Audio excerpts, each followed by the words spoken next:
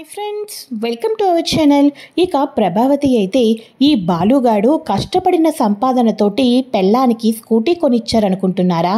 కానే కాదు, రౌడీజం చేసి సంపాదించిన డబ్బుతోనే వీడి వేషాలన్నీ వేసుకుంటున్నాడు. వీడు బతికి ఉండంగానే తల్లికి కొరివి పెట్టేసే రకం. చీచి, ఇలాంటి కొడుకు నా కడుపున ఎలా పుట్టాడో నాకు అర్థం కావటం లేదు.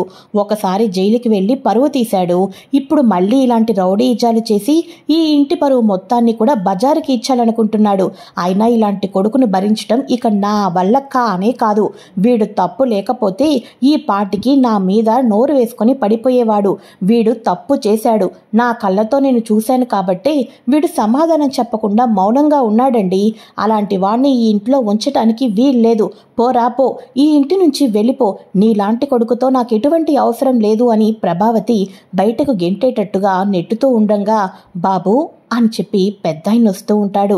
ఏంటి పెద్దాయనా, నువ్వేంటిక్కడ అని చెప్పి బాలు అనగానే, నీ అడ్రస్ కోసం ఇక ట్యాక్సీల దగ్గరికి వెళ్తే చెప్పారు బాబు, వెతుక్కుంటూ వచ్చాను.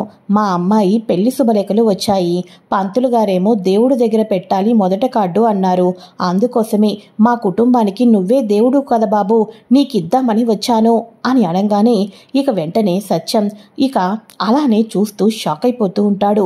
ఓహో, ఈ ఫ్యామిలీ అంతా మీదేనా? మీ తల్లిదండ్రులా?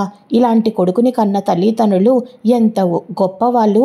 ఇలాంటి కొడుకు ఇంటికి ఒక్కడుంటే చాలు అని చెప్పేసి పెద్దాయన ఎంతగానో పొగుడుతూ ఉండటంతో అసలు ఎవరండి మీరు అని సత్యం అడగంగానే, ఓహో, అంటే మీ అబ్బాయి మీకేమీ చెప్పలేదా అని అంటూ ఉండగా, ఏం చెప్తాడు, మీరు డబ్బు ఇచ్చింది నాకు తెలీదా, వాడు డబ్బు తీసుకున్నది కూడా మాకు తెలీదా అని చెప్పేసి ప్రభావతి ఇక రౌడీగాడిని డబ్బు ఇచ్చి ఏదో పని చేయించుకున్నారు, దానికే పొగడేస్తున్నారు అని ప్రభావతి అనగానే, అంటే అక్కడ జరిగిందంతా కూడా మీరు బహుశా పూర్తిగా తెలియదనుకుంటా, మీరు పూర్తిగా చూడలేదనుకుంటా, సగం సగమే చూసి మాట్లాడుతున్నారు అని అనగానే ఒక్కసారిగా సత్యం, అసలు మీరెవరు, ఏంటి సగం సగం చూసింది, నాకేమీ అర్థం కావటం లేదు అని అనగానే, మా పైన పోర్షను కొంతమంది రౌడీ ముఖలో అద్దెకి తీసుకున్నారు.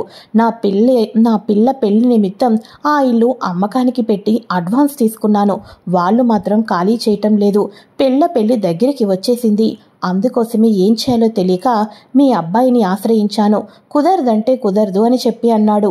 తర్వాత ఆడపిల్ల పెళ్ళి అని అనగానే ఒక్కసారిగా రంగంలోకి దిగి రౌడీలను పంపించి నా ఇల్లు నాకు అప్పచెప్పాడు దేవుడు అని చెప్పి అనగానే ఒక్కసారిగా ప్రభావతి, అవును, డబ్బులు కూడా బాగానే ఇచ్చినట్టున్నారు కదా అని అనగానే, అయ్యయ్యయ్యో, తప్పమ్మా తప్పు. కొడుకుగా చెల్లి పెళ్ళికి బట్టలు కొనుక్కోమని డబ్బు ఇచ్చాను.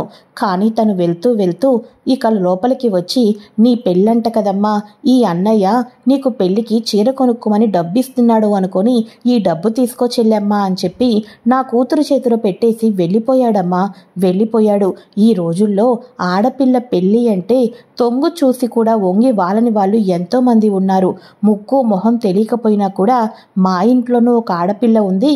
ఆడపిల్ల పెళ్లి చేస్తే ఆ తండ్రి మీద ఎంత భారం పడుతుందో నాకు తెలుసు అని నీ కొడుకు వచ్చి ఈ పని చేశాడు కాబట్టి ఈరోజు సంతోషంగా ఆనందంగా పెళ్లి పనులను స్టార్ట్ చేసుకున్నాం. మీ కుటుంబం అంతా కూడా తప్పకుండా రావాలి బాబు.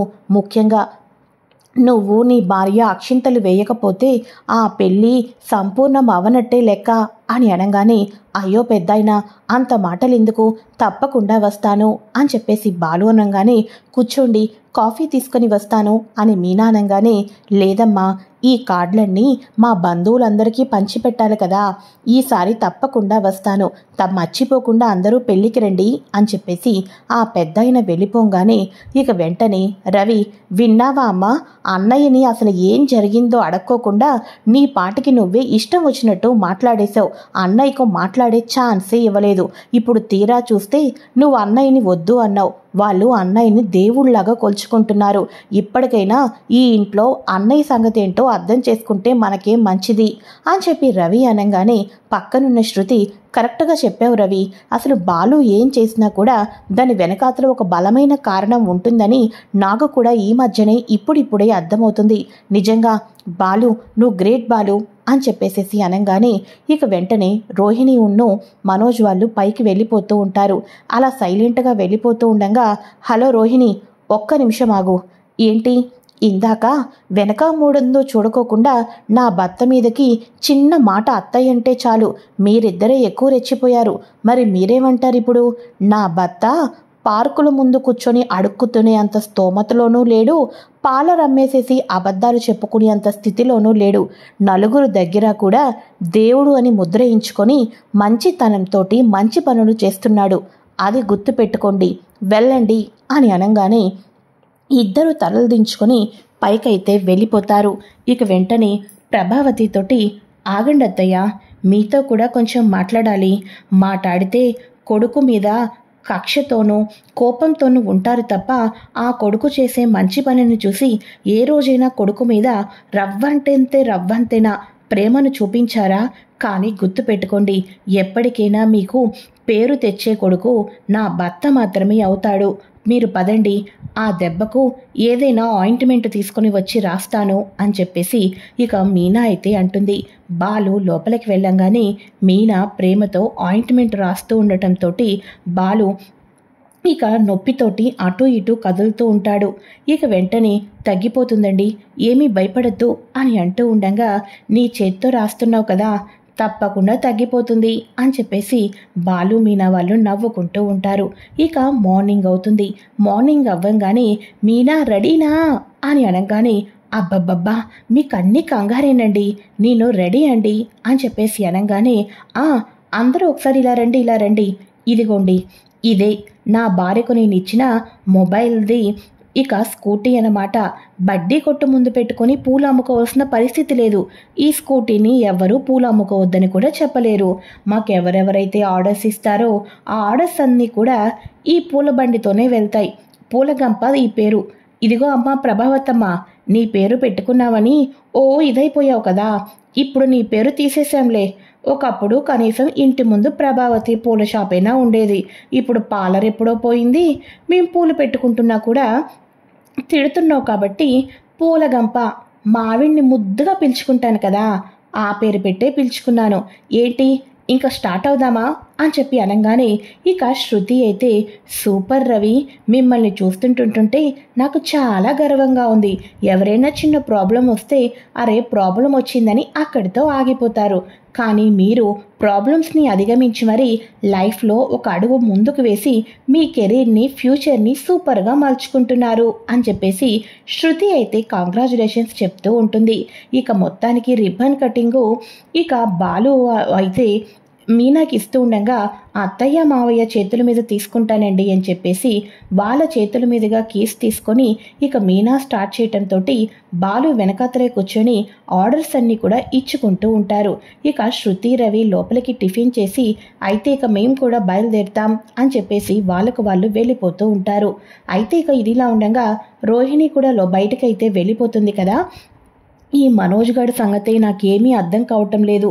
కళ్ళ ముందే ఈ పూలకంపు వద్దు వద్దు అంటుంటుంటే మళ్ళీ ఈ పూలకంపును అంతటినీ కూడా నెత్తి మీద పెడుతున్నారు అని చెప్పేసి ప్రభావతి అయితే తిట్టుకుంటూ ఉంటుంది. ఇక నైట్ అవుతుంది. బాలు వాళ్ళు, శృతి వాళ్ళు, రోహిణి అందరూ కూడా ఇంటికైతే వస్తారు కదా. ఇక వెంటనే బాలు, మీనా రేపు మార్నింగ్కి ఇంకా ఎక్కువ ఆర్డర్స్ వచ్చాయి కదా, ఉదయాన్నే లేచి ఎక్కువ పువ్వులు తీసుకొని రావాలి అని అనగానే, అవునండి, పూలు తీసుకొని రావడానికి డబ్బు కావాలి కదా, ఇవాళ ఇంటి దగ్గర అమ్ముకున్న దానికంటే ఎక్కువ డబ్బులే వచ్చాయండి, ఈ డబ్బులు మీ దగ్గర పెట్టండి, రేపొద్దున్న పూలు తెచ్చుకుందాం అని అనగానే అప్పుడు శృతి అంటూ ఉంటుంది, ఇక మీనా నీకో విషయం తెలుసా, ఈరోజు కోట్లు సంపాదించి బిజినెస్లో ఎదిగిన వాళ్ళందరూ కూడా ఫస్ట్లో మీలాగా చిన్నగా ఇలాగా స్టార్ట్ అయిన వాళ్ళే. మీలానే వాళ్ళకు ఎన్ని ఆటుపోటులు వచ్చినా కూడా వాటన్నిటిని కూడా అధిగమించి సక్సెస్ అయ్యి ఈరోజు ఎంతో మంచి పేరులో బిజినెస్లో నెంబర్ 1గా ఉన్నారు. ఇక మీరు కూడా ఆ స్థాయికే వెళ్తున్నారా అనిపిస్తుంది. నిజం చెప్పాలి అంటే ఒక ఉమెన్స్ డే రోజు మన మీనా గురించి చెప్పి మీనాని సత్కరించినా తప్పులేదు అని చెప్పేసేసి శృతి అయితే అంటూ ఉంటుంది. ఊరుకో శృతి, నువ్వు మరీ నన్ను ఎక్కువ పొగడేస్తున్నావు అని అనగానే, లేదు మీనా, ఆ రోజు తప్పకుండా ఒకరోజు వస్తుంది, ఈ మాటను గుర్తుపెట్టుకో అని చెప్పేసేసి అందరూ భోజనాలు చేసి గుడ్ నైట్ చెప్పి పడుకోవటానికి వెళ్ళిపోతారు. ఇక మన రోహిణికి ఈ సక్సెస్ మాటలు, మీనా డబ్బు సంపాదించడం ఇదంతా కూడా డైజెషన్ అవ్వక అస్సలు నిద్రపోరు కదా. ఇక మనోజ్ అయితే ఏంటో వాడికైతే ఒకరికి కష్టం వస్తుంటుంటే ఇక ఒకరికి ఒకరు సపోర్ట్ చేసుకుంటున్నారు.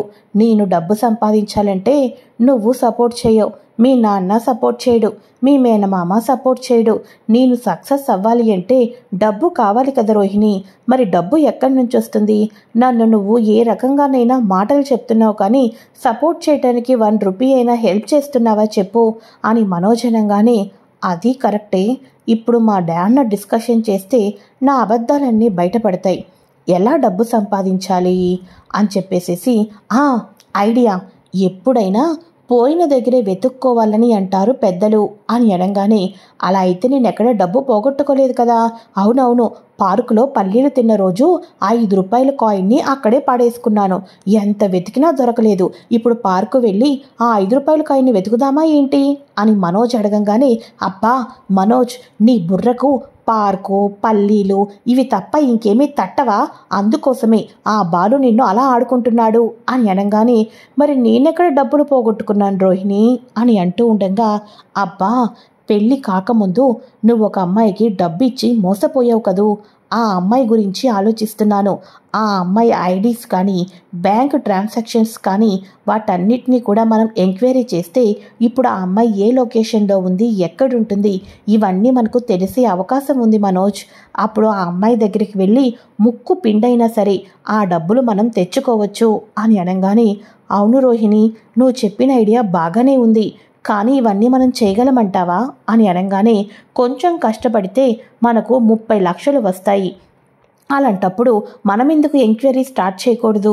రేపు ఉదయాన్నే మనం ఎంక్వైరీని స్టార్ట్ చేద్దాం అని అనగానే, అలాగే రోహిణి, నువ్వు చెప్తుంటుంటే నాకు నిజంగానే సక్సెస్ వచ్చేసినట్టు అనిపిస్తుంది అని అంటూ ఉండగా, ఆ అమ్మాయి నాకు ఒక్కసారి కనిపించాలి మనోజ్, మన డబ్బు మనకు వచ్చేసినట్టే, అది గుర్తుపెట్టుకో అని అనగానే, అలాగే రోహిణి, నేను ఎప్పుడెప్పుడు మార్నింగ్ అవుతుందా అని వెయిట్ చేస్తూ ఉంటాను అని చెప్పేసి ఇక అందరూ కూడా నిద్రపోతారు. ఇక మార్నింగ్ అవ్వగానే మనోజ్ను రోహిణి అయితే బయటకైతే బయలుదేరుతారు కదా. వీళ్ళు అలా బయటకు బయలుదేరుతారో లేదో ఇక మొత్తం బ్యాంక్స్ ట్రాన్సాక్షన్స్ కానీ, ఆ అమ్మాయి మొబైల్ నెంబర్, తర్వాత ఏ నెంబర్ చేంజ్ చేసుకుంది, ఇలా లొకేషన్స్ అన్నీ కూడా తెలుసుకుని ఆ అమ్మాయి ఉన్న లొకేషన్ని అయితే తెలుసుకోవటం అయితే జరుగుతుంది. అబ్బా, మన పని ఇంత ఈజీ అయిపోతుందని అస్సలు అనుకోలేదు రోహిణి. ఈ ఐడియా ఇప్పుడు వచ్చింది, ముందొస్తే కనీసం గుడి ముందు అడుక్కునే వాళ్ళ కూడా ఉండేవాడిని కాదేమో అని చెప్పి అనగానే, సరే అయితే ఇప్పుడు మనం ఈ లొకేషన్ దగ్గరికి వెళ్ళి తీరాల్సిందే, పద వెళ్దాం అని చెప్పేసేసి వాళ్ళిద్దరూ స్టార్ట్ అవుతూ ఉంటారు. మరోపక్క మనోజ్ని మోసం చేసిన అమ్మాయి అయితే తన బాయ్ ఫ్రెండ్ తోటి కార్ దిగుతుంది కదా. ఇక వాళ్ళిద్దరూ కూడా లోపలికైతే వెళ్తారు. ఇక వాళ్ళిద్దరూ లోపలికి వెళ్ళిన ఒక పావు గంట తర్వాత ఇంటి ముందు ఆటో ఆగుతుంది. ఆటోలో నుంచి రోహిణి వాళ్ళైతే కిందకి దిగుతారు. రోహిణి, మనం తెలుసుకున్న అడ్రస్ ఇదే, అంటే మన డబ్బు మనకు వచ్చేస్తున్నట్టే కదూ అని అనగానే, ఆ అమ్మాయి గనక ఒక్కసారి కంట కనిపెడితే మన డబ్బు మనకి వచ్చేసినట్టే అని చెప్పేసేసి ఇక మొత్తానికి రోహిణి అయితే అంటూ ఉంటుంది. సరే అయితే పద లోపలికి వెళ్దాం అని చెప్పేసి ఇద్దరు లోపలికైతే వెళ్తారు. ఇక ఆ అబ్బాయి ఏమో ఫ్రెష్ అవ్వడానికి వెళ్తాడు. ఇక ఈ అమ్మాయి ఏమో హాల్లోనే ఉంటుంది కదా. ఒక్కసారిగా అయితే మనోజ్ను చూసి ఆ అమ్మాయి కోపంతో రగిలిపోతూ ఉంటుంది. ఇక మనోజ్ను చూసి షాక్ అయిపోతూ ఉంటుంది. ఇక వెంటనే రోహిణి దగ్గరికి వెళ్ళి, హలో, చిచ్చి, అసలు నువ్వు ఒక ఆడదానివేనా? నా భర్తను మోసం చేస్తావా? చూడు, నువ్వు ఎందుకు మోసం చేసావు అవన్నీ నాకు ఇప్పుడు అనవసరం. నా భర్తను మోసం చేసి నువ్వు 30 లక్షలు తీసుకున్నావు. మర్యాదగా ఆ 30 లక్షలు ఇచ్చావో ఇచ్చావు, లేకపోతే చివరాఖరికి నీ జీవితం జైలు పాలవుతుంది, గుర్తుపెట్టుకో. ఒక ఆడపిల్లవి కాబట్టి నేను సామరస్యంగా నీ కష్టం తెలుసుకొని మాట్లాడుతున్నాను. మా డబ్బు మాకు ఇచ్చేస్తే మేము వచ్చిన దారిలో వెళ్ళిపోతాం. నీకు 30 లక్షలు ఇప్పుడు ఇంట్లో లేకపోతే 2 డేస్ నీకు టైం ఇస్తాను, ఈ లోపల అరేంజ్ చేయి, లేకపోతే నేనేం చేస్తానో నాకే తెలీదు అని చెప్పేసేసి మన రోహిణి అయితే ఆ అమ్మాయికి వార్నింగ్ ఇస్తూ ఉంటుంది. ఇక వెంటనే మనోజ్, రోహిణి, కెనడా వెళ్ళే జాబ్ ఉందన్నాను కదా, ఆ సార్ కాల్ చేస్తున్నారు రోహిణి అని అనగానే, డబ్బు రెడీ అయిపోయింది, వచ్చి కట్టేస్తున్నామని చెప్పేసేయి, అని అనగానే సరే అయితే అని చెప్పేసి మనోజ్ అయితే బయటకు వెళ్ళి గార్డెన్లో సార్ డబ్బు రెడీ అయిపోతుంది సార్, నాకు కొంచెం ఒక 2 days టైం ఇచ్చేయండి అని చెప్పేసి మనోజ్ అయితే కెనడా వెళ్ళే సార్తో అయితే జాబ్ గురించి మాట్లాడుతూ ఉంటారు. అయితే ఇక ఇదిలా ఉండగా ఏంటి ఇందాకటి నుంచి నువ్వు ఒక్కదానికే నోరున్నట్టు అంతలా రెచ్చిపోతున్నావేంటి అని చెప్పేసి అనగానే నువ్వు డబ్బు తీసుకున్నావు, నేను దాని గురించి మాట్లాడటానికే వచ్చాను అని చెప్పేసి అనగానే ఒక్కసారిగా ఫ్రెష్ అవుతూ ఉన్న ఆ అబ్బాయి అయితే బయటకైతే వస్తాడు. ఏంటి బేబీ హాల్లో డిస్కషన్ అని చెప్పేసి బయటికి వచ్చేసరికి అతను ఎవరో కాదు, వినోద్. పార్లర్కి నీ గతం చెప్పేస్తాను, నా పెళ్ళి ఫిక్స్ అయ్యింది, నాకు ₹1,00,000 ఇవ్వటానికి ఒప్పుకున్నావు, లేకపోతే బాలు నెంబరు, మీ అత్తయ్య నెంబరు, అందరి నెంబర్లు నా దగ్గర ఉన్నాయి. నీకు గతంలో పెళ్ళయిందని, నీకు చింటూ అనే ఒక కొడుకు మీ అమ్మ దగ్గరే ఉన్నాడని, మీ అమ్మ ఎవరు, మీ నాన్న లేడు, నువ్వు అల్లుతున్న కట్టు కదా, ఇవన్నీ చెప్పేస్తానని పార్లర్కి వచ్చి ఒకతను అయితే భయపెడతాడు కదా, నీ ₹1,00,000 నీకు ఇచ్చేస్తాను, ముందు వెళ్ళిపో అనగానే అతను వెళ్ళిపోతాడు. తీరా కట్ చేస్తే ఇప్పుడు మన రోహిణి గతం గురించి పూర్తిగా తెలుసుకున్న వ్యక్తి వినోద్కి, అలానే మన మనోజ్ని మోసం చేసిన అమ్మాయికి పెళ్ళి అన్నమాట. సో ఇక వీళ్ళిద్దరూ పెళ్ళి. ఆ అబ్బాయి రోహిణిని చూసి షాక్ అయిపోతాడు. ఏంటి నువ్వు ఇక్కడ, నాకు డబ్బు ఇవ్వటానికి వచ్చావా అని చెప్పి అనగానే మనకు తను డబ్బు ఇవ్వటానికి రావటం ఏంటి అని చెప్పి అనగానే నీకు తెలియదులే, నేను ఒకసారి చెప్పాను చూడు, చాలా జంతర్ మంతర్ లేడీ అని చెప్పేసి గుర్తుందా అని అనగానే ఓ ఎస్ ఒక 7 years కొడుకున్నాడని చెప్పే అన్నావు, ఈ అమ్మాయి గురించేనా, అవును మనకి ఎంతో అమౌంట్ రావాలన్నావు అని చెప్పేసి అనగానే ఏంటి ₹1,00,000 ఇవ్వటానికి ఇంటి అడ్రస్ తెలుసుకునే వచ్చావా అని చెప్పేసి అనగానే ఒక్కసారిగా రోహిణి అయితే షాక్ అయిపోతుంది. ఏంటి మనోజ్ని మోసం చేసిన అమ్మాయికి వీడికి పెళ్ళా, ఇప్పుడు ముందుకు వెళ్తే నుయ్యి, వెనక్కి వెళ్తే గొయ్యిలా అయిపోయిందే నా పరిస్థితి అని చెప్పేసేసి ఇక రోహిణి అయితే ఒకటే కంగారు పడిపోతూ ఉంటుంది. ఇక వెంటనే రోహిణికి నీకు 2 రోజులు టైం ఇస్తున్నాను, 2 days టైం ఇచ్చిన తర్వాత నాకు ₹1,00,000 ఇవ్వలేదనుకో, తెలుసు కదా నేను చెప్పింది అని చెప్పేసేసి మొత్తానికి అయితే అతనైతే వార్నింగ్ ఇస్తాడు వినోద్. లోపలికైతే వెళ్ళిపోతాడు.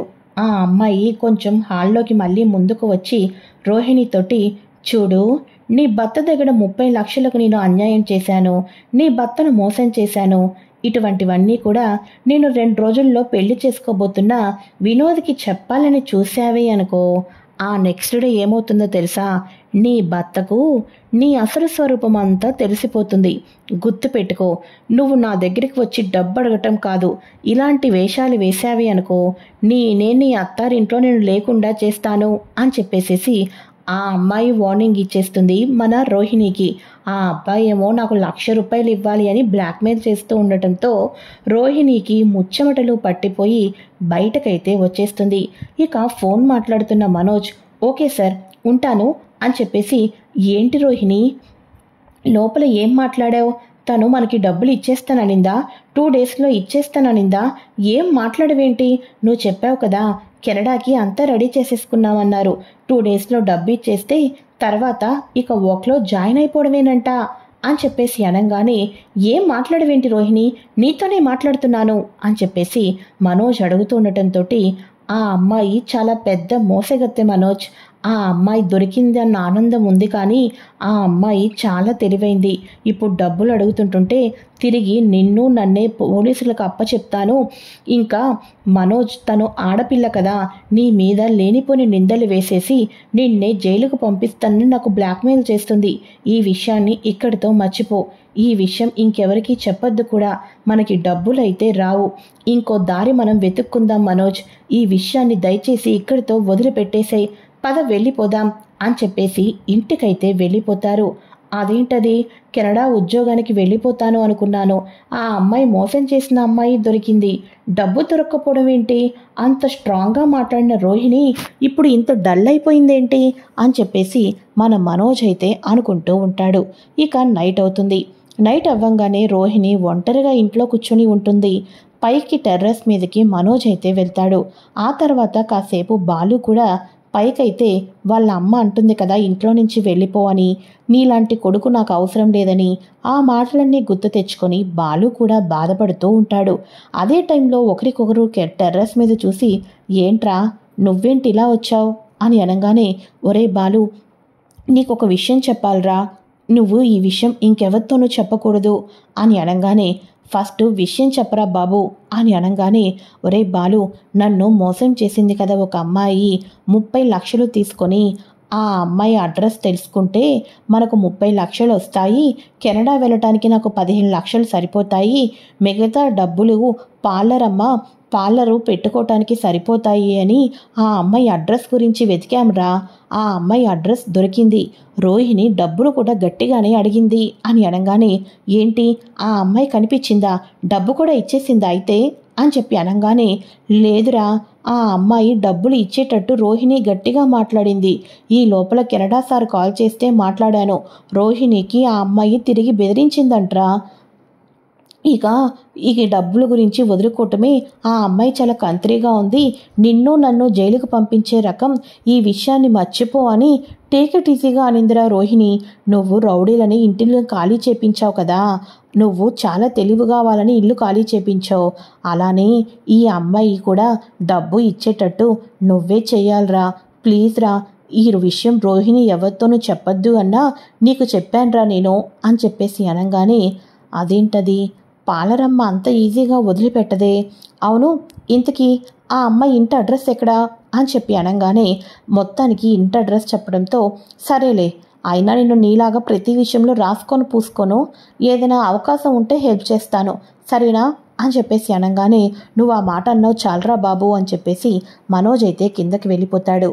ఆ తర్వాత మార్నింగే పాలరమ్మ సంగతి తేల్చాల్సిందే, వీడిని మోసం చేసిన అమ్మాయి సంగతి తేల్చాల్సిందిలే అని బాలు అయితే ఇక వెంటనే మన మీనాకి కాల్ చేసి, మీనా ఆర్డర్స్ అన్నీ కూడా అయిపోయాయా అని అనగానే, అయిపోయినాయి, ఇంటికి వెళ్తున్నాను అని అనగానే, సరే అయితే నువ్వెక్కడున్నావు, నేను పికప్ చేసుకుంటాను, స్కూటీ పక్కన డ్రాప్ చేయి అని అనగానే, సరేనండి.